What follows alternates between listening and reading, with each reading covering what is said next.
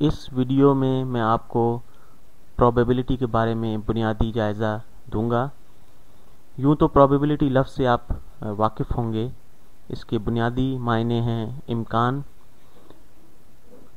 यूँ समझें कि मेरे पास एक सिक्का है और ये सिक्का बेहतरीन हालत में है, यानी ये टेढ़ा मेढ़ा नहीं है, ये चारों तरफ से बिल्कुल सही है और सीधा है, यानी इसके ये बराबर चांसेस हैं कि ये दोनों तरफ में, अगर इसको उछाला जाए तो दोनों तरफ में ये गिर सकता है। ये समझें कि ये सिमत हेड है और इस पर एक शिकल बनी हुई है, इस पर चेहरा बना हुआ है, और इसकी दूसरी सिमत टेल है। अगर मैं ये कहूँ कि मैं इस सिक्के को उछालता हूँ तो इसके कितने इम्कानात हैं कि हेड ऊपर की सिमत आएगा। यहाँ पर यह समझना ज़रूरी है कि ये एक रैंडम प्रोसेस है। सिक्के को उछालने पर कोई भी सिमत ऊपर आ सकती है, लेकिन हम यहाँ पर ये मालूम करना चाहते हैं कि हेड आने के कितने चांसेस हैं। प्रोबेबिलिटी जानने के कई तरीके हैं। यहाँ पर मैं जो तरीका बयान करने जा रहा हूँ उसे हम इस तरह लिखेंगे। इसका फार्मूला मैं कुछ यूँ लिखता हूँ कि number of equally likely possibilities को मैं इससे तकसीम करता हूँ number of possibilities that meet my condition, यानी कितनी मुमकिन हालतें हैं जिसमें ये सिक्का गिर सकता है और हमें कितनी पॉसिबिलिटीज़ हैं कि जो हमें चाहिए, जैसे हेड चाहिए, वो कितनी दफ़ा उसकी पॉसिबिलिटी है। तो यहाँ पर अगर हम देखें तो दो ही मुमकिना सूरतें हैं जिसमें ये सिक्का गिर सकता है, हेड या टेल की सूरत में। क्योंकि हम ये एज्यूम कर रहे हैं कि सिक्का अपनी दोनों सिमतों पे गिरेगा या अपने कॉर्नर पे खड़ा नहीं होगा, तो ये ज़ाहिरी बात है कि सिक्का दोनों हेड या टेल किसी एक सिमत में गिर सकता है और तीसरी कोई सिमत में ये गिर नहीं सकता।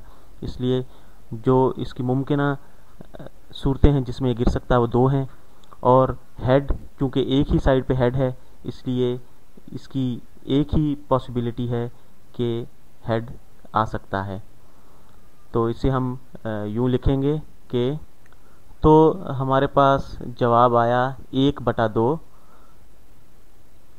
जो कि बराबर है 50% के, जैसा कि हम जानते हैं। इसे एक दूसरे तरीके से समझने की कोशिश करते हैं। यूँ समझें कि मैं एक एक्सपेरिमेंट करता हूँ, यानी मैं एक एक्सपेरिमेंट कर रहा हूँ सिक्के को उछालने का, जो कि एक रैंडम इवेंट है। अगर मैं इस एक्सपेरिमेंट को 10 दफ़ा करूँ तो हेड आने के कितने चांसेस हैं, अगर 100 दफ़ा करूँ, 1000 दफ़ा करूँ या 1,00,000 दफ़ा करूँ, इसके चांसेस तकरीबन 50% ही आएंगे। या यूँ समझें कि एक डब्बे में हम बहुत सारे सिक्के डालें और उनको हम हिलाएं ज़ोर से, और फिर उन सिक्कों को गिने कि हेड कितने हैं और टेल्स कितने हैं, तो आप देखेंगे कि तकरीबन 50% चांसेस होंगे कि सारे हेड्स हों या सारे टेल्स हों। ऐसा बहुत कम होगा कि सब टेल्स हो जाएं या सब हेड हो जाएं, ऐसा मुमकिन नहीं है। यानी ये 50% चांसेस ही हैं कि हेड आएगा या टेल। यानी अगर हम इस एक्सपेरिमेंट को बार बार करें, यानी सिक्के को उछालें और इस एक्सपेरिमेंट को ज़्यादा दफ़ा करें, तो कितने चांसेस हैं हेड आने के, ये चीज़ इसकी क्या प्रोबेबिलिटी है, ये चीज़ हम इसमें जानना चाहेंगे इस एक्सपेरिमेंट में। हमारी पहली मिसाल में ये बहुत आसान है कि हम प्रोबेबिलिटी कैलकुलेट कर सकते हैं आसानी के साथ। लेकिन अगर इसी एक्सपेरिमेंट को हम ज़्यादा दफ़ा करना हो तो उसके क्या चांसेस होंगे, ये हम दूसरे एक्सपेरिमेंट में अपने मालूम करेंगे। यूँ समझें कि ये एक डाइस है और हम इसे रोल करते हैं। इसके मखसूस अतराफ़ हैं, साइडें हैं। इस पर 1 बना है, 2 है और 3 है। इसकी 6 मुख्तलिफ साइड्स हैं और अगर हम इसे रोल करें तो इसकी 6 मुमकिन सूरतें हैं, 1 2 3 4 5 6, और ये 6 की 6 बराबर हैं। अगर हम इस डाइस को रोल करें तो क्या इम्कानात हैं एक नंबर आने के, तो कुल मुमकिन हालतें हैं 6 और हमें एक नंबर जो है वो उसकी हालत है 1, पॉसिबिलिटी है 1। तो ये होगा 1/6। अगर प्रोबेबिलिटी मालूम करनी हो कि डाइस को रोल करने पर 1 या 6 कितनी दफ़ा आएगा, तो हमारे पास कुल इम्कानात हैं 6 और जो 2 मुमकिनात हैं 1 और 6 आने के वो 2 हैं, तो ये होगा 2/6। तो ये 1/3 1/3 प्रोबेबिलिटी होगी 1 या 6 आने की। ये चीज़ वाज़ेह रहे कि डाइस को रोल करने पर इसकी कुल मुमकिना सूरतें जो हैं वो 6 हैं और जो हमें दरकार हैं 1 या 6 वो 2 सूरतें हैं।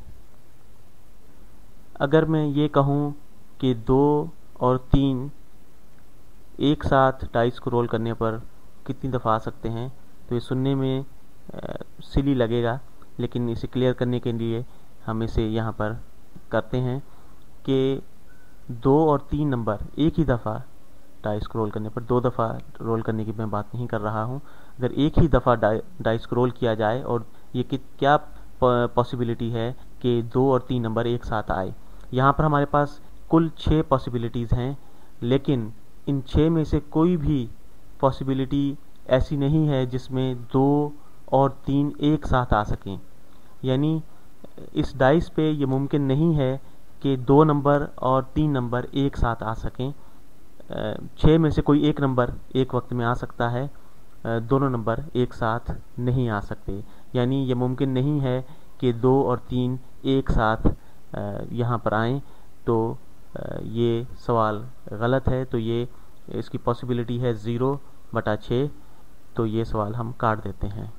अगर मैं ये कहूँ इवन नंबर आने की क्या पॉसिबिलिटी है, तो हमारे पास कुल 6 पॉसिबिलिटीज़ हैं और इवन नंबर हमारे पास 2 4 और 6, कुल 3 इवन नंबर हैं। यानी 3/6 बराबर है 1/2, यानी हमारे पास 50% चांस हैं कि इवन नंबर आ सकता है।